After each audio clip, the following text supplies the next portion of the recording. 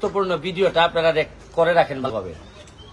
আমি এমপি যদি কাজের হয়, এমপি যদি ঘাম ফেলতে পারে, এমপি যদি ভালো করে দৌড়াইতে পারে, তাহলে এলাকার কি লাভ হয় একটা ছোট্ট উদাহরণ আপনাদেরকে দেই।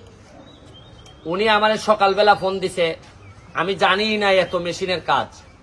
সকালবেলা উনি আমার ফোন দিয়ে বলল সোনারঘাট মাধবপুরে এই মেশিন দেওয়া হয়েছে 10টা, সোনারঘাটে 5টা, মাধবপুরে 5টা। তখন আমি বললাম যে কেন, আমাদের কি কম দিছে নাকি, আমাদের তো আরো বেশি দেওয়ার কথা। উনি বলল যে স্যার আমাদের দিছেই 10টা, 5টা। আমি বললাম যে আপনি এইটার যিনি প্রজেক্ট ডিরেক্টর তারে ফোন দেন, আমার নাম্বারটা দেন, আমি ফোন দিব ওনারে। আমি প্রজেক্ট ডিরেক্টরে হাইকোর্টে বৈশা ওনারা আমি ফোন দিয়া বলছি যে উনি তো অফিসার, বললাম যে অফিসার সাহেব আমারে 5টা 10টা দিচ্ছেন। আপনি জানেন যে এমপি হিসাবে আমি নতুন, সততার সাথে আমি কাজ করতেছি, আমার অনেক মানুষ এখানে জমি চাষ করে। উনি আমারে বললেন যে ভাই আমি তো আপনার কাজের, ভালো কাজের ফ্যান, আমি চেষ্টা করে দেখতেছি আমি কি করা যায়।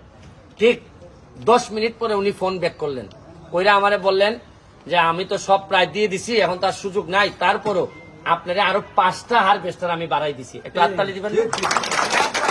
5টার দাম যদি 30 লাখ করে যদি একটা হয়, তাহলে 5টার দাম কত? 1.5 কোটি।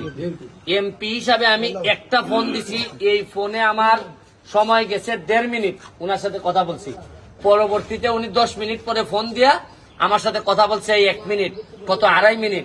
2.5 মিনিটে এলাকার ভালো হয়েছে কত কোটি, এইটা দেখো এমপি। আর আমি যে ঘুমাই থাকতাম, আরে দেশাই ভাইনে আমার কৃষক কিতাই লোক, আর এইটা মানুষ বাগানে ভোট দেয় না, নাই বাদ দেও। অতদিন জানছিল এমপি যে 1,70,000 বেতন ভাই জানছিল, এবারে 29 কোটি যে বরাদ্দ পাইছি জানছিল, এত লুকালুকি খেরে আমার বাহারটা আনি। যাই হোক, আমি আমার লেগে দোয়া করবা।